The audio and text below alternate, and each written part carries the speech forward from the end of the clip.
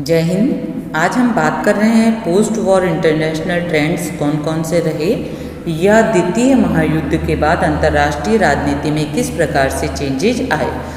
सबसे पहला जो चेंज आया वो हुआ कि यूरोपीय प्रभुत्व का अंत।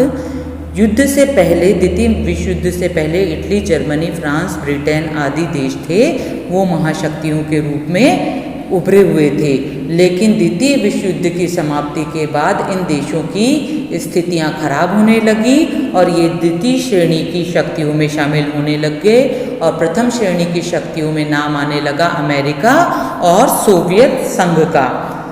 सेकंड है परमाणु युग का सूत्रपात। द्वितीय महायुद्ध के बाद 6 अगस्त और 9 अगस्त 1945 को अमेरिका ने हिरोशिमा और नागासाकी पर परमाणु बम की वर्षा की और बहुत ज़्यादा विनाश किया। इस प्रकार से द्वितीय महायुद्ध के बाद जो परमाणु कार्यक्रम थे उनकी संख्या में वृद्धि होने लगी और परमाणु युग का सूत्रपात प्रारंभ हुआ। थर्ड है एशिया और अफ्रीका में नए देशों का जागरण हुआ और संप्रभु राज्यों में वृद्धि हुई। द्वितीय महायुद्ध के बाद ब्रिटेन के उपनिवेशों में जितने भी देश थे वे धीरे धीरे करके स्वतंत्र होने लगे और 1945 में जो सदस्यों की संख्या यूएनओ में 51 थी वो 190 से भी ऊपर वर्तमान में पहुंच चुकी है।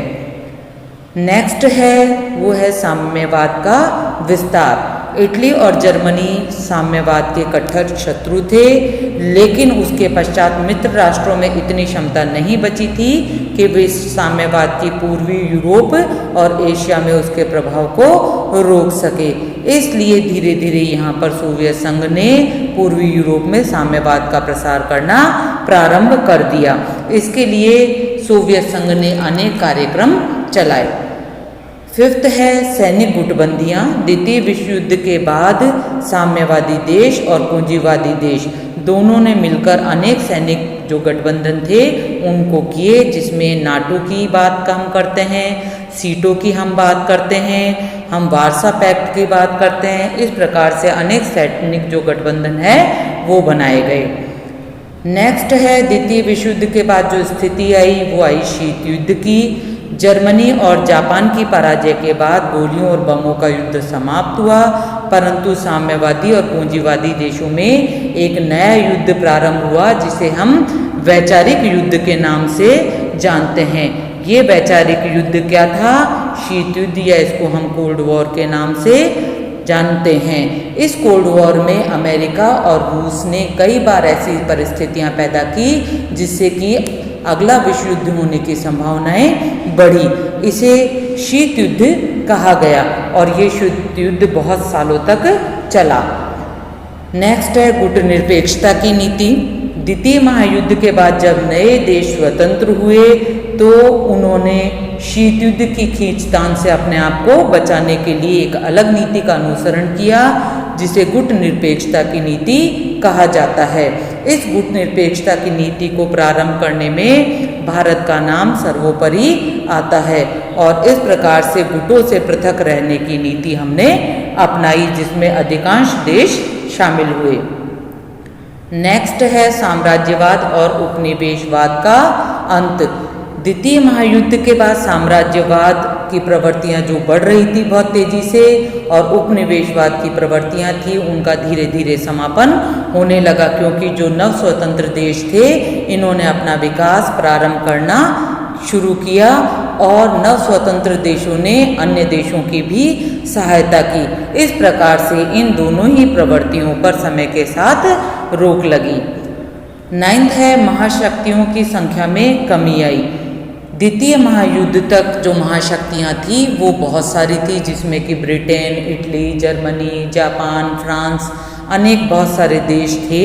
लेकिन धीरे धीरे द्वितीय महायुद्ध के बाद इन देशों की जो सैनिक क्षमता थी उनमें कमी आई, आर्थिक स्थितियों में गिरावट आई और ये द्वितीय श्रेणी के राज्य बनकर रह गए और महाशक्तियाँ केवल दो ही बची, एक तो यूएसए और दूसरी यूएसएसआर अमेरिका और सोवियत संघ। इस प्रकार से महाशक्तियों में निरंतर कमी आई।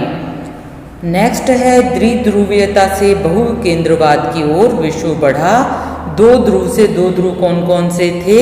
उस समय दो ध्रुव थे, एक तो साम्यवाद और दूसरा पूंजीवाद। लेकिन वर्तमान में इन सब जो दूरियां थी इनका समापन हुआ और बहुकेंद्रवाद की ओर प्रवृत्ति बढ़ गई, जिसमें चीन, भारत, ब्राज़ील और अनेक ऐसे देश आ गए या शामिल हुए जिन्होंने यूएनओ में अपनी स्थायी सदस्यता की भी मांग रखी।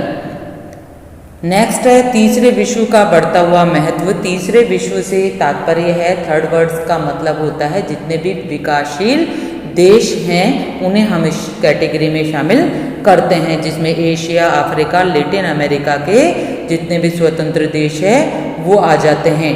इनका महत्व, इनकी भूमिका धीरे धीरे विश्व में बढ़ी है।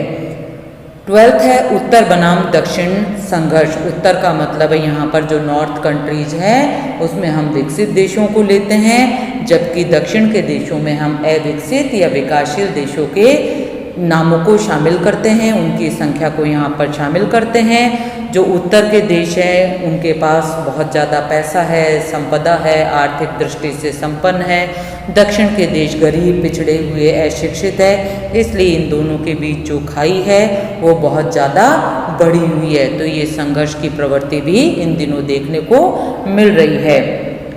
नेक्स्ट है संयुक्त राष्ट्र बढ़ता हुआ परिवार। यूएनओ है, उसकी सदस्य संख्या में आपने शुरू में भी पढ़ा है कि स्टार्टिंग में इसकी सदस्य संख्या 51 थी, जो अब 190 से भी ऊपर पहुंच चुकी है। इसकी भूमिका बहुत ज़्यादा बढ़ चुकी है।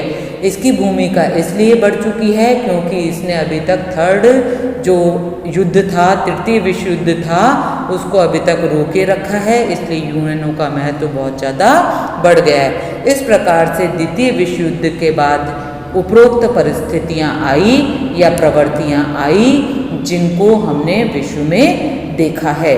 आज के वीडियो में इतना ही। Thank you. जय हिंद।